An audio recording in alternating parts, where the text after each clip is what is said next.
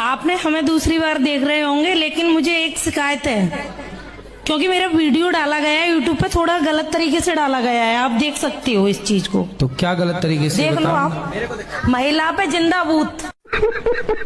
देखो प्रश्न उत्तरी में मैंने कोई गलत बात नहीं की है। तो फिर क्या, जब गलत नहीं है तो क्या दिक्कत है फिर? आप गलत नहीं है तो उस पे तो वीडियो में लिखा है ना, जिंदा बूथ लेडीज पे। मेरे पे भूत दिखाई दे रहा है क्या आपको? है? किस चैनल पर डाला, दिखा दो जरा। देख लो, आपके चैनल पर डाला है। हाँ? आपके चैनल पर डाला है।